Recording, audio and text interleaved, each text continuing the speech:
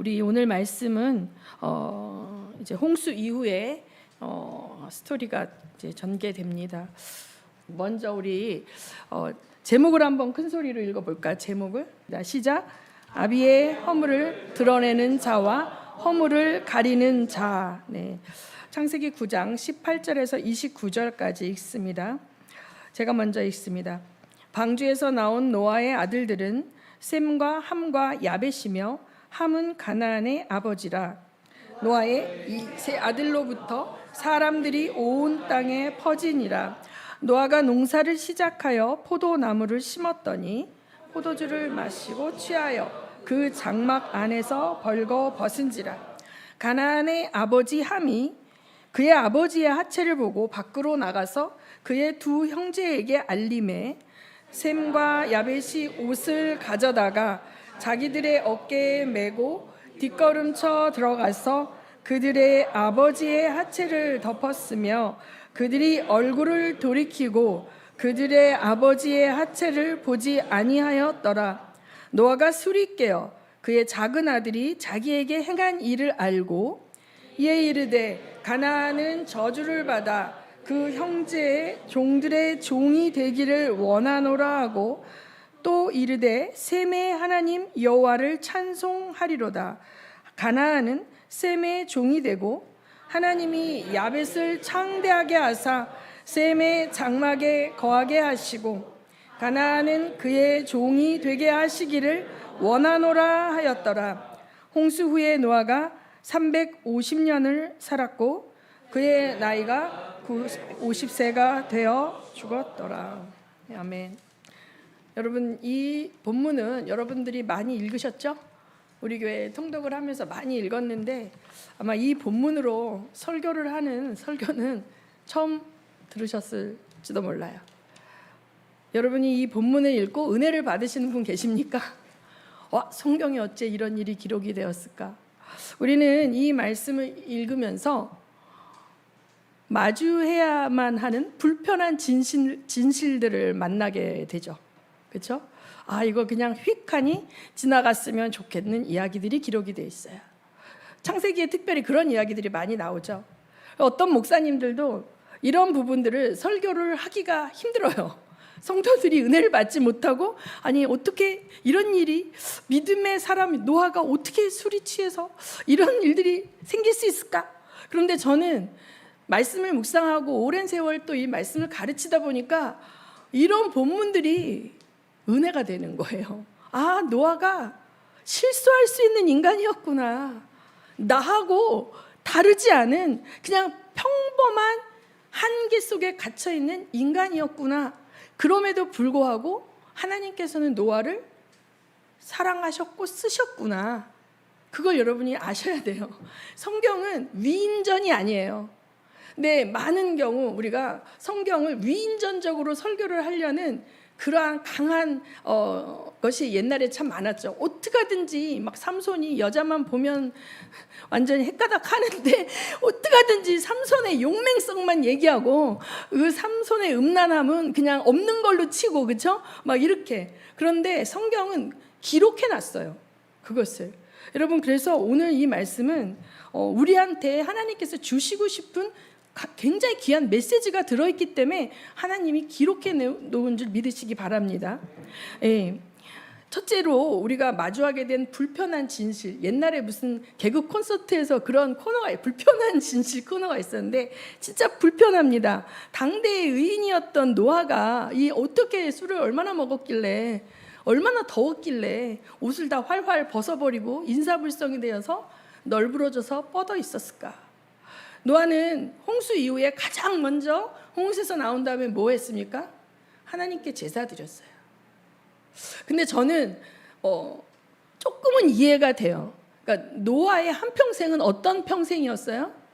오직 방주를 지으라는 하나님의 미션에 묻지도 따지지도 않고 순종하면서 다른 걸 할 겨를이 없고 그냥 오직 그 미션에 올인했던 그러한 인생이었죠. 그리고 그 결과 엄청난 홍수를 목격했고 그 홍수에서 모든 생명체가 다 죽어가는 진노의 심판을 목격했고 그 다음에 자기의 충성으로 인해 온 가족이 구원받는 은혜를 경험했고, 그 은혜에 감격하여 이제 홍수가 끝났을 때 나와서 하나님께 감사의 제사, 오늘날 말로 치면 감사 예배를 드렸잖아요.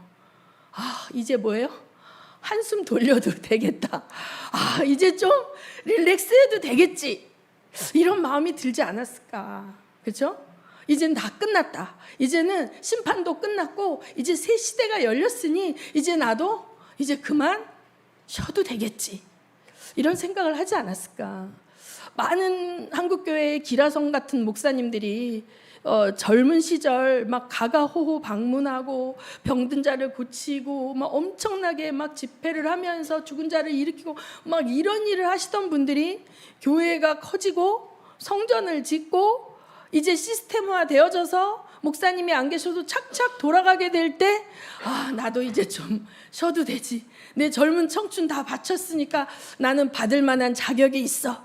이러면서 그때 찾아오는 마귀는 뭡니까? 그래, 너는 이제 쉬어도 돼. 너같이 하나님께 충성한 자가 어디 있어? 너같이 하나님을 위해서 열심히 산 사람이 어디 있어? 너 좀 누려도 돼. 이런 유혹이 슥 올 때, 맞아 이렇게 하면서 누리는 것까지는 괜찮은데 선을 넘는 게 문제인 거죠. 그렇죠? 제가 전번에 얘기했잖아요. 태국에 갔을 때 그분들이 오셔서 우리 팀하고 한 팀이 왔는데 그 태국 선교사님이 어떻게 하면 한 팀은 한 영혼들이라도 더 붙들고 기도를 해줄까 하는 팀과 어떻게 하면 한 번이라도 더 진하게 놀다 갈까 하는 팀이 같이 왔다. 근데 그 목사님들이 엄청 큰 교회고 선교 부장님이고 장로님이고 막 이런데 이분들이 목회와 그 사역에서 지쳤기 때문에 여긴 휴양지고 이러니까 골프도 좀 치고 마사지도 좀 받고 하나님도 다 누리라고 허락하신 걸 거야. 막 이렇게 하는데 그 박무수 선교사님이 새벽 기도 때 우리 팀과 그 팀을 앉혀놓고 하신 설교가 엘리 제사장. 적이 쳐들어올 때 눈 멀고 귀 멀고 그 다음에 자기 아들이 전쟁터에 나가서 옴니와 비느하스가 다 죽고 법궤가 뺏겼다는 이야기를 듣고 깜짝 놀라서 뒤로 자빠졌는데 의자에서 목뼈가 부러져서 죽었더라, 이 본문을 전하시는 거예요. 이분 너무 마음이 아프셨던 것 같아요. 당신하고 가장 오랜 세월 동역했던 교회에서 오신 그런 분들의 모습이. 그래가지고 졸다가 잘못하면 목뼈 부러져서 죽어요! 그러고 소리를 지르는데 우리 팀 10명은 막 다 회개하고 울고 막 그러는데 이분들은 막 바삐 나가시더라고요. 골프 치러 가신다고. 그런데 거기 비포장 그 찝차를 타고 가다가 그분들을 이틀 뒤에 만났어요. 근데 이분들이 또 마사지를 받아야 된다 그러시는데 왜 그러냐니까 그날 내려가다가 쿵쿵 하다가 이 머리가 쪘대요. 그 자동차가 비포장이니까 그냥 목이 삐끗했대요. 그냥 가슴이 철렁한 거예요. 목이 부러지진 않았는데 목이 삐끗했네. 이런 모든 것을 하나님의 경고로 들을 수 있는 귀를 가진 게 축복인 줄 아시기 바랍니다. 주님이 외쳐도 듣지 못하고 경고하셔도 알지 못하고 보기는 보아도 보지 못하고 듣기는 들어도 듣지 못하는 내 백성들을 그냥 냅둬라. 이사야서의 주님이 그렇게 말했잖아요. 그게 저주거든요. 하나님이 더 이상 너희들에게 말하지 않겠어. 네 맘대로 해. 이게 저주예요. 근데 우리는 하나님 좀 나 좀 가만히 내버려 두세요. 옛날에 어떤 형제 중학교 때 친구들이 하도 담배를 펴가지고 걔들이 막 유혹해가지고 딱 한 대 폈는데 걸려가지고 목사님은 불려가가지고 심할서 쓰고 뭐 막 이렇게 선생님한테 혼나 그랬다. 하나님은 날 가만히 안 놔두신. 그게 은혜죠. 그렇죠? 그게 은혜입니다. 자, 오늘 말씀은 우리가 불편한 진실이 뭐냐면 노아가 술 취해서 홀딱 벗고 뻗었더라. 이게 우리한테 이해는 가요. 인간적으로 이해는 가는데 이건 진짜 받아들이기가 좀 힘들다. 또 두 번째 24절 25절을 보면 아니 술은 자기가 취했는데 왜 화를 자기들 손자한테 내냐고요. 자기가 잘못의 원인을 제공을 했는데 함이 한 일을 알고 분노하여 손자를 저주하고 있는 노아의 모습, 여러분 은혜가 되세요? 안 되죠. 윗세대 권위자들에게 상처가 있는 분들은 이런 말씀을 보면 막 속에서 분노가 올라올 거예요. 힘을 가진 자, 파워가 있는 자, 권위가 있는 자라고 맘대로 해도 됩니까? 이것이 우리가 맞이해야 될 불편한 진실이 성경에 기록되어 있어요. 그 다음에 또 하나 뭐냐면 그 함이 잘못했는데, 그죠? 왜 함의 아들 가나안에 대해서 말씀하실까? 이게 굉장히 난해 구절이에요. 이것도 여러분 이제 구약 강에서 이런 것들을 보면 뭐 신학자들 의견이 되게 분분합니다. 아니 왜 함이 셈의 종이 된다고 해야지 왜 함의 아들 가나안의 셈의 종이 되고라고 했을까? 이것도 우리가 퀘스천이죠. 이 세 가지 질문이 우리는 있습니다. 그래서 이제 우리 본문을 하나하나 좀 들어가 보면서 여러분이 졸지 않으시면 이 질문의 해답은 차차 설교 가운데 풀어질 것입니다. 먼저 우선 9장 18절을 보면 참 읽어볼까요? 9장 18절 시작. 방주에서 나온 노아의 아들들은 자, 여기서 이 본문이 벌써 얘기하고 있잖아요. 방주에서 나온 노아의 아들들은 셈과 함과 야벳인데 함에 대해서만 가나안의 아버지라는 정보를 주고 있어요. 그럼 이 글을 기록한 모세는 함을 볼 때 어떻게 보고 있어요? 가나안의 아버지를 보고 있는 거예요. 왜 그랬을까요? 자, 이 모세오경이 어디서 기록됐어요? 광야에서 기록이 됐죠.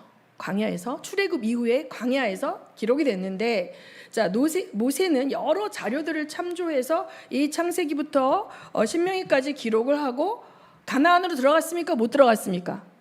못 들어갔죠. 그런데 하나님께서 뭐라고 말씀하셨어요? 처음부터 너희가 가야 할 곳은 어디예요? 가나안인 거예요. 가나안. 자, 여기서 가나안 9장 18절에 가나안은 사람 이름이고 출애굽기에서 가야 할 가나안은 지명인데 창세기에서는 사람 이름이 지명이 됩니다. 왜냐하면 그 사람이 가서 사는 곳이 그 땅의 이름이 되는 거예요.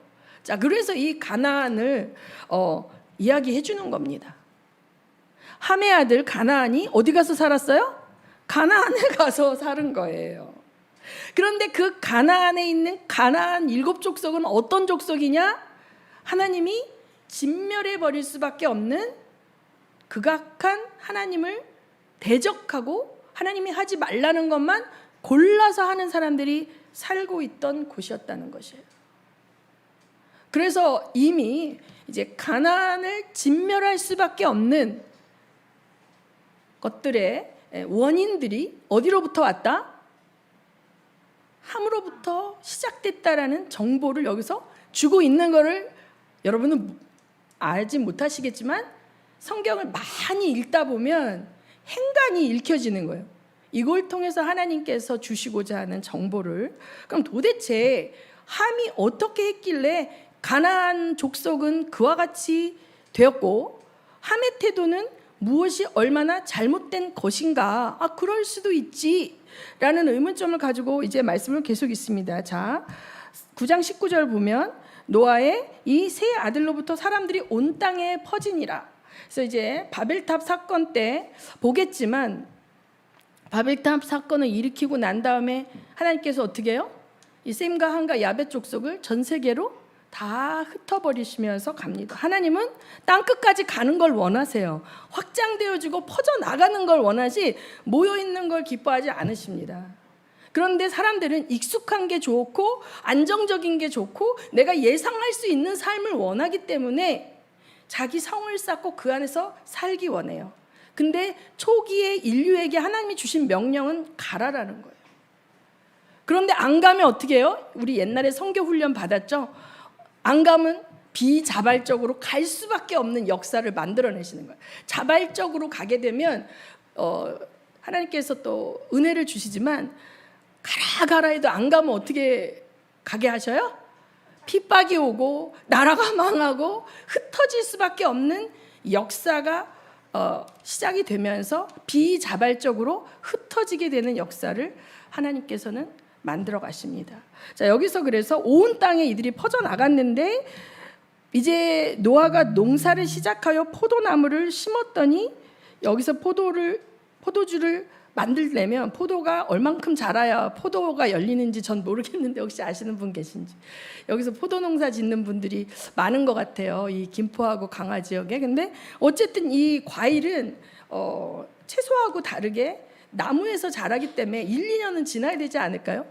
몇 년 지나서 열매를 맺고 그 열매로 포도주를 만들어서 숙성을 시켜서 마셨단 말이죠. 그러고서 너무 행복했던 거예요. 이제 다 끝났다. 이제 내 사명은 다 완성했어. 쉬었는데 이제 여기 가나안의 아버지 함이, 여기도 22절에 그냥 함이라고 안 그러고 노아의 아들 함이 이렇게 하는 게 아니라 누구예요? 가나안의 아버지 함이라고 굳이 정보를 그렇게 주고 있어요. 그의 아버지의 하체를 보고 밖으로 나가서 그의 두 형제에게 알렸다라고 얘기하고 있어요. 여기서 근데 우리 한국말 번역으로는 이 뉘앙스를 잘 알 수 없는데 이 히브리어 동사를 보면 말하다, 고하다, 알리다라는 히브리어 동사 나가드라는 동사가 있는데 이 히브리어는 동사 안에 정보를 다 담아요. 복수인지 단수인지. 그 다음에 7가지 형태가 있어요, 히브리어는. 근데 이 나가드의 강세형 야게드라는 단어를 쓴 거예요. 그러니까 나가서 그냥 말한 게 아니라 어떻게 말한 거야? 막 떠버리고 다닌 거예요. 미주알 고주알 아주 떠버리고 다닌 거예요. 그냥 조용히 형 큰일 났어. 아버지가 지금 술 마시고 뻗어가지고 다 벗고 누워있어. 어떡해? 이게 아니라 형 아버지가 말이야 정말 볼만해. 와, 나 이 기회에 아버지 자세히 관찰했네. 막 이렇게 조롱하고 비웃으며 막 떠벌렸다라는 뉘앙스를 가진 동사를 썼단 말이에요. 여기서 저기 그래서 미주알 고주알 자세히 고자질하며 이것을 경멸적인 판단을 가미해서 말했다라는 의미로 이 본문을 히브리어로 읽으면 느낄 수가 있는 거예요. 근데 이 이야기를 듣고 셈과 야벳은 어떻게 했습니까? 옷을 가져다 그래 한번 가서 볼까? 이게 아니라 큰일 났다 하면서 일단 아버지의 하체를 가리울 옷부터 찾아가지고 가서 어떻게 해요? 뒷걸음쳐 들어가서 그걸 덮었다는 거예요. 아니, 호기심이 있어서 볼만도 하잖아요. 그런데 굳이 안 보려고 하는 거예요, 여러분. 굳이 안 보려고 하는 거예요. 제가 이제 이름만 대면 유명한 교회에 엄청 큰 교회예요. 그 교회에서 상처를 받고 나온 어떤 집사님을 돕게 됐어요. 근데 그 집사님이 그 사모님한테 엄청 상처를 받았나 봐요. 그래서 틈만 나면 그 이야기를 하려고 그러는데 제가 자꾸 얘기를 딴 데로 돌렸거든요. 딴 데로 돌렸어요. 그런데 이분이 이제 저한테 통화를 하면서 얘기를 하셔서 제가 집사님 이제 그 얘기 좀 그만하시면 안 될까요? 네, 그랬더니 아니 근데 목사님이 한 번도 정확하게 듣지 않으시고 처음부터 끝까지 이 상황을 들으셔야 제가 어떤 걸 당했는지 아시는데 한 번도 제대로 듣지 않으셔서 제가 말씀을 한 번도 제대로 드린 적이 없어서 자꾸 틈만 나면 드리려고 그래요. 그렇게 얘기해서 왜 제가 자세히 안 들으려고 할까요? 제가 자세히 듣고 싶지 않아요.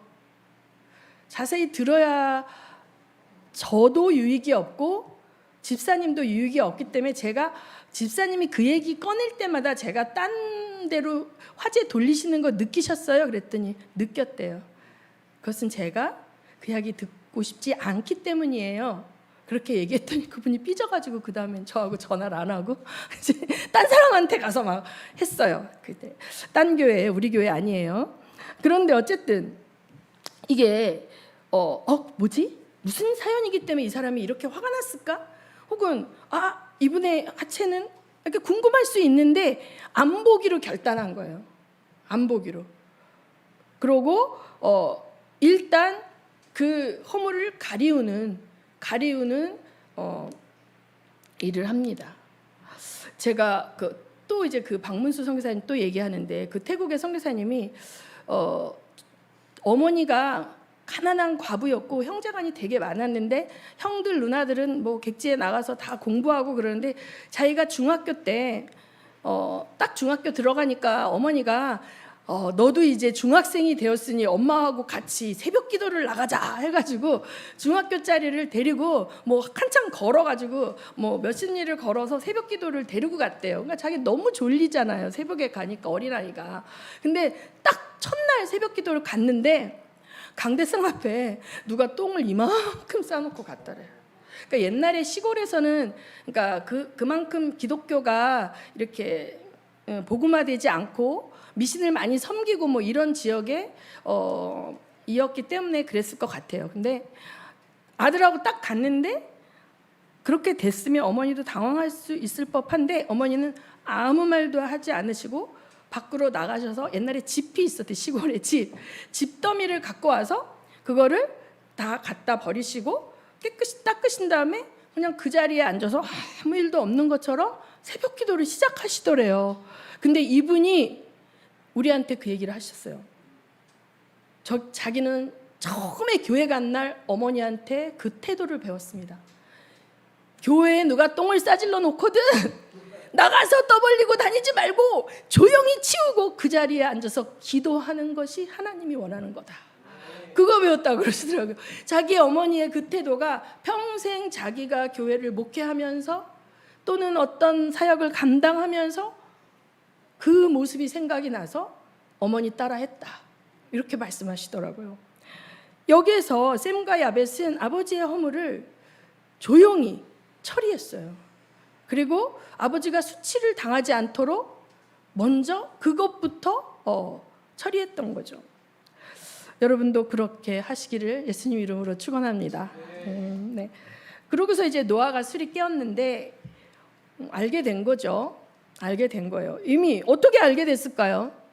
노아가 샘과 야벳에게만 얘기했으면 노아가 모를 수 있는데 나갔더니 막 동네 할아버지 술 취해서 빨고벗고 주무셨어요? 막 손주들 뭐 막 다 얘기하니까 너 어떻게 알았어? 아, 우리 아버지가 얘기했어요. 뭐예요? 다 알게 된 거죠. 그래 노아가 함이 떠벌리고 다닌 거를 알게 된 거겠죠. 그래서 노아가 그 작은 아들이 자기에게 행한 일을 알고 이르되 가나안은 저주를 받아 그의 형제의 종들의 종이 되기를 원하노라. 아마 스토리는 잘 모르겠지만 가나안도 그 아버지 함의 행동을 보고 배워서 하는 게 비슷했으리라 생각을 합니다. 가게에 흐르는 저주, 이것이 맞나 틀리나 신학적으로 논쟁이 되게 많습니다. 예수 그리스도의 보혈로 다 깨끗해졌는데 가게에 흐르는 저주를 얘기하는 사람들은 다 이단이야, 막 이렇게 신학교에서는 얘기합니다. 근데 실제적으로 예수 믿는 사람들 가운데 여러 가지 묶임이 있는 가정들이 많거든요. 그럼 이게 진짜 영적인 저주의 원인일까요? 아니면 아닐까요? 저는 두 가지가 다 맞다고 봅니다. 유전적인 게 피에 흐르는 것이 아니라 모델 효과예요. 보고 배우는 거예요. 우리 어렸을 때 보면 전통 결혼에서는 가문을 보고 결혼을 시키는 이유는 가정에 그 가풍이라는 게 있어요. 가풍이라는 게 있습니다. 그래서 부부간에 함부로 말하고 치고받고 싸우고 아들이 엄마한테 대들고 뭐 물건 집어던지고 막 이런 게 일상인 집에서는 자기가 결혼했어도 자기 집에서 그렇게 하는 거예요. 그렇기 때문에 이 모델 효과 때문에 이것이 계속되어지는 건데, 우리가 봤을 때 함의 태도는 자식들에게 함과 같이 해도 된다라는 무언의 메시지를 주었을 거라는 거죠. 그런데 셈과 야벳은 어떻게 했어요? 아비의 허물을 가리우고 들리지 않고 조용히 처리하고 영적인 권위와 육적인 권위, 당시 노아는 영적인 제사장이기도 했어요. 그냥 그 가정의 아버지였을 뿐만 아니라 그 방주에서 살아남은 그 일가 친척들을 대표해서 계속 하나님께 제사를 드릴 때, 노아가 살아있는 한 하나님께 예배 드릴 때 예배를 집전하는 영적 리더였다는 거죠. 영적 리더와 육적 리더를 겸한 자가 노아였거든요. 그런데 그 권위에 대해서 함부로 대한 이 함의 태도는 그 자녀와 손자들에게 똑같이 해도 된다라는 무언의 교육이 되는 거예요. 배운 대로 행하는 거예요. 말로, 우리 그 얘기도 있지 않습니까? 개가 옆으로 걸어가면서 아들한테 똑바로 걸어 그런데 개도 어떻게 옆으로 걸어가고, 또 우리 바람풍 그거 있죠. 혀 짧은 아버지가 이게 어떻게 바람풍이야? 바람풍이지. 바람풍이 안 되는 거예요. 똑같은 거예요. 부모가 산 대로 자녀들은 삽니다. 그래서 우리가 우리의 입술의 언어들을 믿음의 언어로 바꿔내야 하고, 우리 부모님이 살아났던 그 불신의 삶 속에서 퍼부었던 어떤 것들을 내 대에서 바꿔야 하는 것이죠. 바꿔야 하는 거죠. 이것에는 의지적인 노력이 필요한데, 이제 함은 재밌어.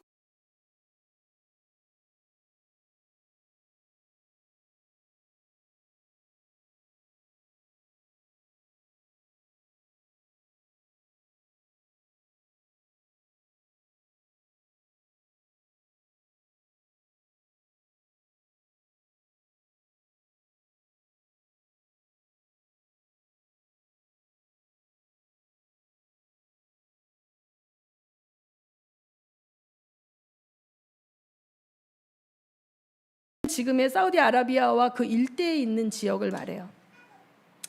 미스라임은 애굽을 말하고, 붓은 리비아, 그 다음에 가나안은 지금의 팔레스타인 지역이에요. 지금도 여전히 가장 하나님을 믿지 않는 자들이 있는 곳이죠. 그 지역에 역사하는 하나님을 대적하는 영들에게 사로잡혀서 여전히 하나님을 가장 대적하고 하나님의 말씀을 거절하고 있는 자들이 바로 이것입니다. 그러나 이것은 우리 아프리카를 쳐들어간 제국주의 세력들이 흑인들을 다 이렇게 잔인하게 진멸하는 그것에 대한 합리화를 주는 것은 아닙니다. 우리는 나중에 보겠지만 셈과 야벳의 후손들도 결국은 어떻게 됩니까? 다 하나님을 잊어버리게 되는 거예요. 계속 하나님을 잊어버리게 되는 것이죠. 그래서 여기서 이제 노아가 가나안을 저주한 것, 이것은 아마 함의 가문에 흐르는 권위를 무시하고 짓밟고 조롱하고 자기 멋대로 하고 그런 경외함이 없는 문화가 그대로 흘러가서 그렇게 되었을 것이다. 저는 그렇게 예언적으로 노아를 통해서 하나님께서 선포하게 하셨다. 여러분, 여기서 하나님이 노아를 책망하는 내용이 안 나와요.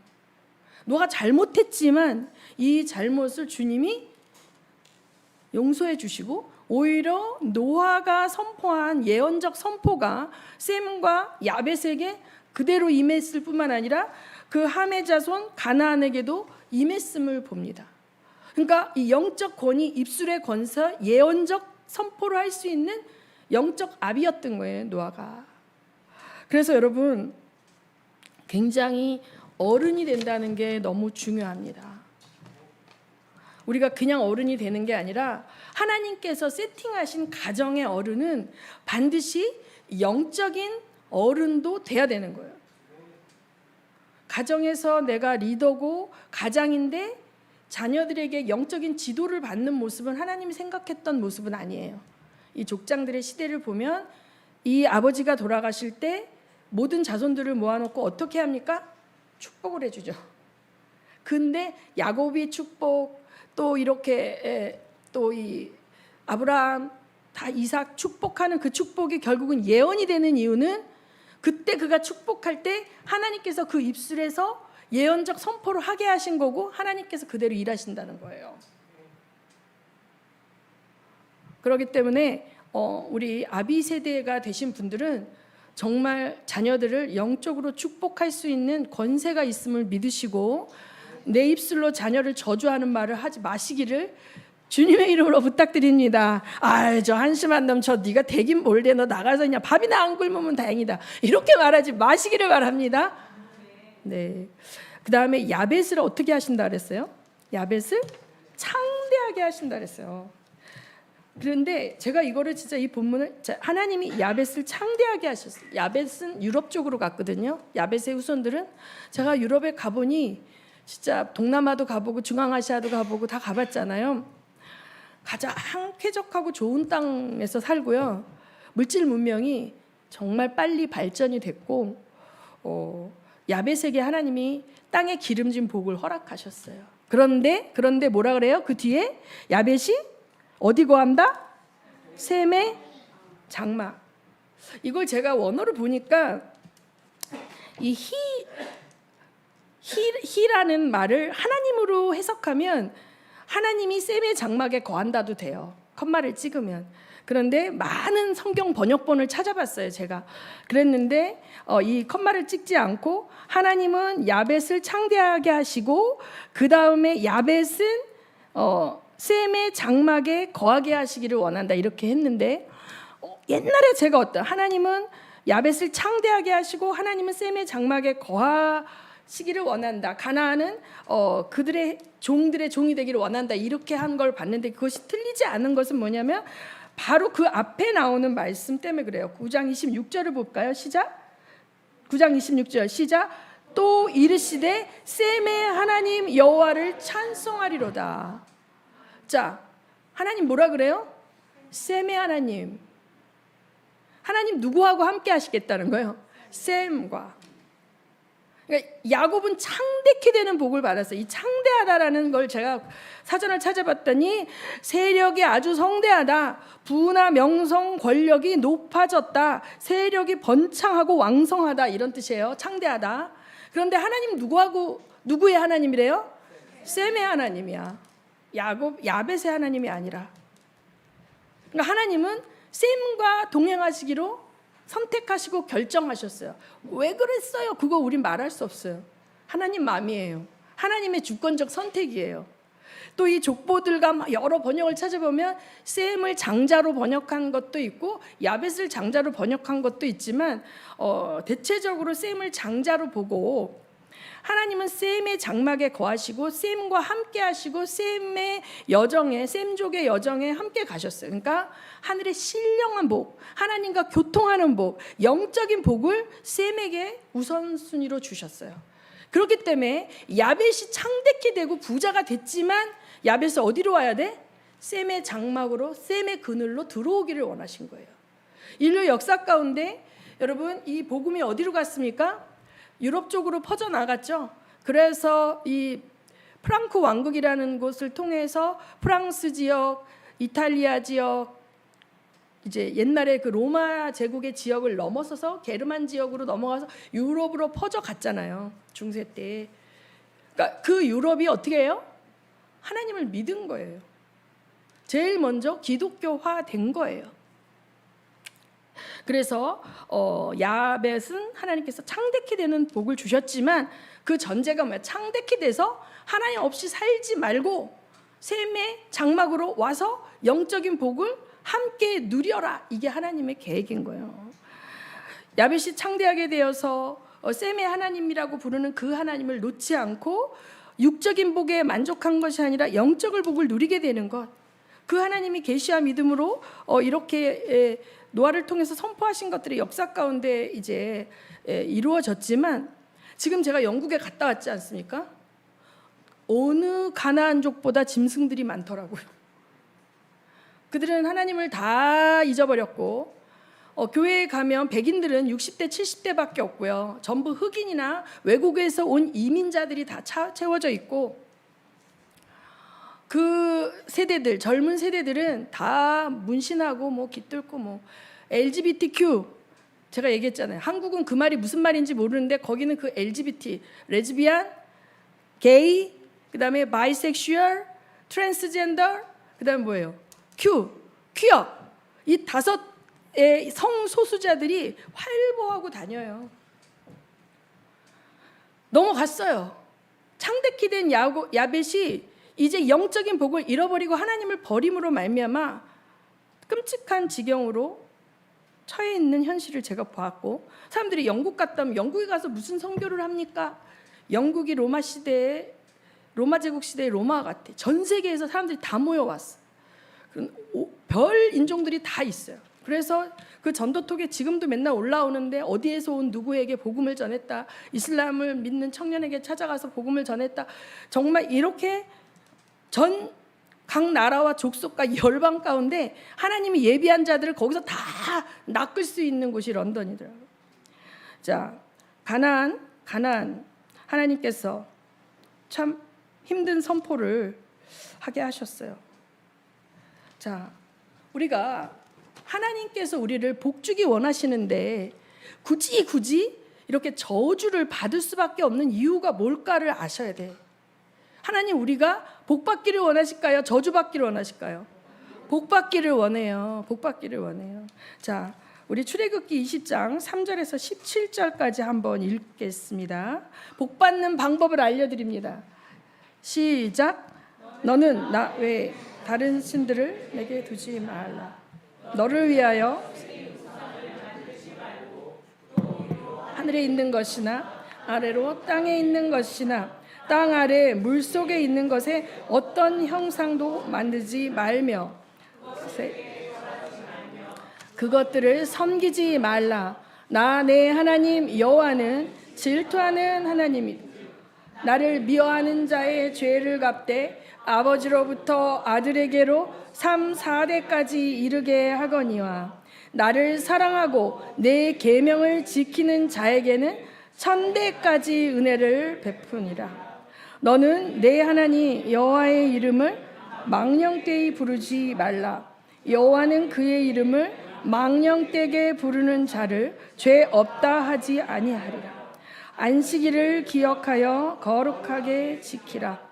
엿새 동안은 힘써 내 모든 일을 행할 것이나 일곱째 날은 내 하나님 여호와의 안식일인즉 너나 내 아들이나 내 딸이나 내 남종이나 내 여종이나 내 가축이나 내 문 안에 머무는 객이라도 아무 일도 하지 말라. 이는 엿새 동안에 나 여호와가 하늘과 땅과 바다와 그 가운데 모든 것을 만들고 그 날에 쉬었습니다. 나 여호와가 안식일을 복되게 하여 그 날을 거룩하게 하였느니라. 내 부모를 공경하라. 그리하며 내 하나님 여호와가 내게 준 땅에서 내 생명이 길리라. 살인하지 말라. 간음하지 말라. 도둑질하지 말라. 내 이웃에 대하여 거짓 증거하지 말라. 내 이웃의 집을 탐내지 말라. 내 이웃의 아내나 그의 남종이나 그의 여종이나 그의 소나 그의 낙이나 무릇 내 소유를 탐내지 말라. 네, 여러분, 이 말씀을 구원받기 위해서 지키는 게 아니에요. 구원받은 우리가 하나님의 자녀로 살고 세상의 빛으로 소금으로 살기 위해서 지키는 것입니다. 구약의 백성들은 이것을 자기 힘으로 자기 의지로 지키려고 했기 때문에 실패하였지만 우리는 우리 안에서 성령께서 우리를 도우심으로 지킬 수 있습니다. 아멘. 자, 우리가 이 말씀을 지키고 살려고 하면 못 지킬 수밖에 없는 상황들이 막 자꾸 벌어지는 거예요. 여기서 안식일은 우리가 주일로 바꿔서 생각하시면 돼요. 하나님께서 이 주일을 지키라고 그러셨어요. 그런데 나만 지키는 게 아니라 우리 집에서 기르는 짐승까지도 멍에를 풀어주라는 거예요. 종들도 쉬게 하라는 거예요. 내 그늘 아래, 내 영향력 아래 있는 모든 자들이 함께 쉬는 거예요. 나는 가서 예배드리고 그들은 일하게 하는 게 아니라는 거예요. 왜? 우리는 안식과 평안과 하나님을 예배하는 삶의 기쁨을 전달해 줘야 되는 거거든요. 이것을 여러분들이 잊지 마시기 바랍니다. 그래서 또 보면은요, 이웃에 대하여 거짓 증거하지 말라 그래요. 그냥 단순한 거짓말이 아닙니다. 나의 유익을 위하여 이웃을 불리하게 이용하는 거예요. 우리가 지금 많이 보고 있어요. 정치인들 가운데서 의인을 악인이라고 거짓말하고 악인을 의인이라고 거짓말하고. 왜? 자기의 정치 생명이 달려 있으니까. 근데 하나님은 그런 거 하지 말라 그랬어요. 불리하다고 해서 진실을 거짓으로 덮는 거 하나님 원치 않는 거예요. 도둑질도 하지 말라 그랬지만 뭐라 그랬어요? 탐내지 말라 그랬어요. 계속 탐을 내다 보면 시기 질투가 생겨나고 억울함과 분노와 많은 것들이 마귀가 그 마음을 움직여서 그 다음 단계의 죄를 짓게 합니다. 하나님은 행위가 어떻게 된 거 이전에 이미 우리 마음을 보고 계십니다. 가인의 때 뭐라 그랬어요? 죄가 너를 굴복시키려고 하나 너는 그 죄를 다스릴지니라 라고 얘기했어요. 그래서 우리가 죄를 다스릴 수 있습니다. 예수 그리스도의 능력으로. 아멘. 그래서 나는 어쩔 수가 없어, 이렇게 얘기하는 게 핑계가 안 돼요. 그리고 이 말씀이 선포되었기 때문에 여러분은 이 말씀을 붙들고 안 되면 하나님께 도와달라고 부르짖어야 돼요. 이 말씀이 없으면 나는 그냥 사는데 세상 사람처럼 살고 거짓 증거하고 살고 막 이렇게 사는데 자기가 잘 사는 줄 알아. 근데 이 말씀이 거울이죠. 거울인데 내 이웃집에 거짓 증거하지 말라 그랬는데 내가 그 인간 싫어해가지고 했네. 간음하지 말라 그랬는데 접대 받았네. 이렇게 말하죠. 예수님께서는 이걸 더 확대시켜서 마음으로 미워하는 것은 이미 살인한 거다. 그러니까 우리 마음에 티끌말하는 죄에도 머물지 않도록 예수님은 계속 보혈로 우리를 깨끗게 씻고 우리 마음을 정결한 상태로 유지해서 성령께서 그 안에 임재하셔서 마음껏 역사할 수 있는 그러한 정결한 마음을 원하시는 거죠. 그것은 정결한 마음을 원하시는 것은 우리를 하나님의 노예로 부리기 위함이 아니라 하나님의 통치를 받고 살 때 우리는 들어가도 복을 받고 나가도 복을 받고 손을 대는 일마다 잘 되고 이렇게 되는 거예요. 이 창세기의 이야기는 이 출애굽기가 기록되기 훨씬 전에 쓰여졌지만 있었던 일이지만 그 전에 제가 얘기했던 것처럼 방주에 실을 때 부정한 짐승, 정결한 짐승을 구별해서 실을 수 있을 만큼 이미 구전 율법으로 하나님이 어떻게 살라고 하는 것을 하나님을 기억하고 예배하는 백성들에게 하나님의 양심을 통하여 구전 율법을 통하여 알려준 거예요. 노아가 그렇게 살았던 거고 에녹이 그렇게 살았던 거고 무두슬라가 그렇게 살았던 거예요. 가인의 후손들은 다 무시하고 그냥 지멋대로 살았던 거예요.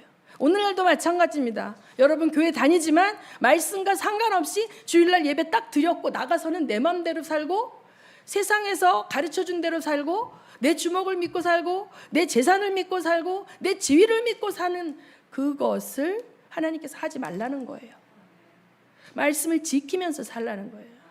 그렇게 되면 어떻게 되는지 자 신명기 28장 1절에서 14절 읽습니다. 제가 먼저 읽습니다. 네가 내 하나님 여호와의 말씀을 삼가 듣고 내가 오늘 내게 명령하는 그의 모든 명령을 지켜 행하면 내 하나님 여호와께서 너를 세계 모든 민족 위에 뛰어나게 하실 것이라. 내가 내 하나님 여호와의 말씀을 청종하면 이 모든 복이 네게 임하며 네게 이르리니 성읍에서도 복을 받고 들에서도 복을 받을 것이며 내 몸의 자녀와 내 토지의 소산과 내 짐승의 새끼와 소와 양의 새끼가 복을 받을 것이며 내 강주리와 내 떡반죽 그릇이 복을 받을 것이며 내가 들어가도 복을 받고 나가도 복을 받을 것이라. 여호와께서 너를 대적하기 위하여 일어난 적군들을 내 앞에서 패하게 하시리라. 그들이 한 길로 너를 치러 들어왔으나 내 앞에서 7길로 도망하리라.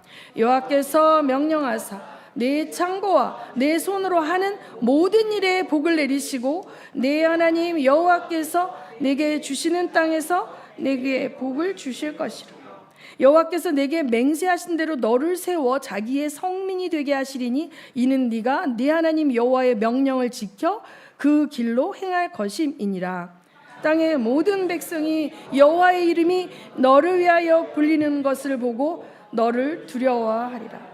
여호와께서 내게 주리라고 내 조상들에게 맹세하신 땅에서 내게 복을 주사 네 몸의 소생과 가축의 새끼와 토지의 소산을 많게 하시며 여호와께서 너를 위하여 하늘의 아름다운 보고를 여시사 네 땅에 때를 따라 비를 내리시고 네 손으로 하는 모든 일에 복을 주시리니 네가 많은 민족에게 꾸어 줄지라도 너는 꾸지 아니할 것이 여호와께서 너를 머리가 되고 꼬리가 되지 않게 하시며 위에만 있고 아래에 있지 않게 하시리니 오직 너는 내가 오늘 내게 명령하는 내 하나님 여호와의 명령을 듣고 지켜 행하며 내가 오늘 너희에게 명령하는 그 말씀을 떠나 좌로나 우로나 치우치지 아니하고 다른 신을 따라 섬기지 아니하며 이와 같으리라. 아멘. 여러분 이거 많이 들으셨죠? 들어가도 복을 받고 나가도 복을 받고. 자, 머리가 되고 꼬리가 되지 않게 하시고 막 이런 거 막 기도할 때 하잖아요. 그런데 우리가 기도한다고 되는 게 아니라 어떻게 해요? 그 앞에 여호와의 명령을 지켜 행할 때 그게 저절로 오는 거예요.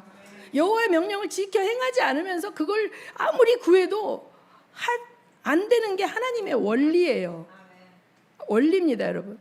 그 하나님의 명령은 아까 제가 읽었던 그 10계명 하나님의 말씀을 따라 사는 것입니다. 그렇게 살면 손을 대는 것마다 하나님께서 복을 주세요. 제가 이렇게 무슨 이제 그 연예인들 보면 제가 중학교 때 제일 막 유명했던 가수 여자 가수 2명이 있었는데 혜은이하고 이은하거든요. 근데 이 둘이 다 똑같더라고요. 이은하는 아버지가 진 빚을 몇십억을 평생 갚은 거예요. 그리고 혜은이는 남편이 사업하다 망한 빚을 뭐 200억인가 뭔가를 평생 갚고 아직도 갚고 막. 그러니까 이게 뭐냐면 죽게 수고하나 누리지 못하고 계속 빚의 포로로 살았어요. 그리고 여러분 그런 사람들 많아요. 정말 연예인들 가운데도 가족들한테 탈취당하고 사기당하고 뭐 우리 세상 사람들 가운데도 그렇습니다. 내가 열심히 한다고 되는 게 아니라 하나님이 지켜주셔야 되거든요. 하나님이 열매 맺게 해주셔야 되거든요. 근데 사람들은 그냥 열심히 하면 된다고 생각하는데 하나님의 원리는 그게 아니에요. 하나님의 백성은 하나님의 명령을 지켜 행할 때 되는 것이죠. 그런데 당장 내가 하나님 말씀 안 지키는데 잘 되는 것 같아. 막 집도 한 채인데 막 2채, 3채 되고 막 자식도 취업도 잘 되고 잘 되는 것 같아. 결론은 어디서 납니까? 죽어보면 내가 불 가운데 구원받아서 부끄러운 구원받아서 하나님 앞에 서지도 못하고 속옷도 못 입은 벌거벗은 구원을 받는 상황. 그런데 예수의 이름으로 소자에게 물 한 그릇 떠준 것도 하나님은 잊지 않으시고 갚아주신다. 하나님의 뜻과 계획에 따라 이 땅에서 갚아주실 수도 있고 천국에서 갚아주실 수도 있어요. 하나님 나라에서 갚아주실 수도 있어요. 그러나 결단코 갚아주신다. 말씀대로 행하면 이 복이 임한다. 아멘. 자, 그러면 행하지 않았을 때 어떻게 될까요? 신명기 28장 22절을 한번 볼게요. 22절 시작.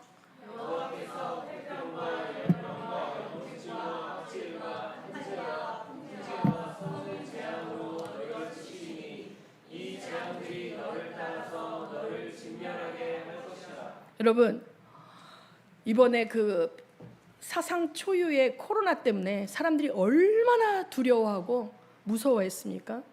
그것이 원래 폐렴이에요. 폐에 염증이 차는 거거든요.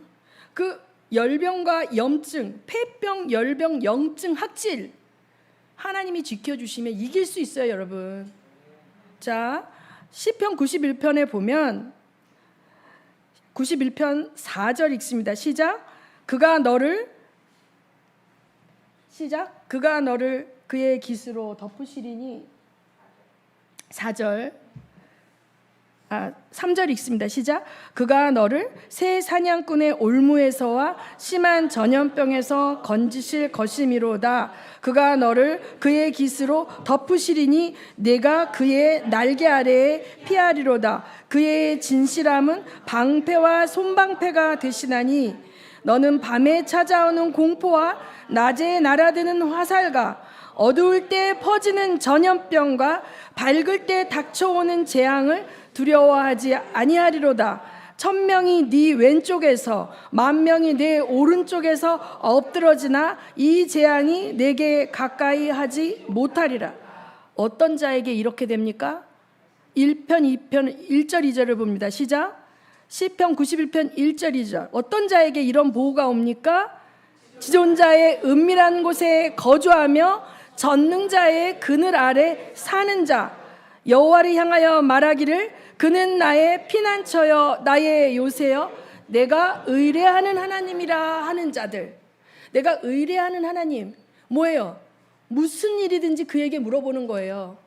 전문가에게 물어보고 유명한 자에게 물어보는 게 아니라 어떤 일이 닥치면 하나님께 물어보고 하나님께 뜻을 구하는 자들, 하나님께 숨는 자들, 하나님이 전부인 자들에게 하나님이 이렇게 보호하시겠다는 걸 믿으시기 바랍니다. 말씀을 마치겠습니다. 시간 관계상 여러분 시편 28편 뒷부분을 읽어보십시오. 끔찍합니다. 마침내 짓밟히고 가축의 새끼와 토지의 소산도 다 날려버리고 하나도 남김없이 빼앗기고 쫓겨가는 이스라엘 백성들이 왜 그랬습니까? 하나님 버렸기 때문에. 하나님 버렸기 때문에. 나는 하나님 안 버렸는데, 자, 여러분의 삶의 우선순위에 있어서 하나님이 몇지입니까? 여러분에게 여러분의 믿음을 표현하는 것은 여러분이 예배를 드리는 모습이에요. 예배에 오셔서 여러분은 사람을 만나고 가십니까? 하나님께 예배하고 가십니까? 찬양을 하는 모습이에요. 말씀을 대하는 모습이에요. 그것이 여러분이 하나님을 대하는 모습입니다. 사람들은 보지 못해도 하나님은 보고 계시고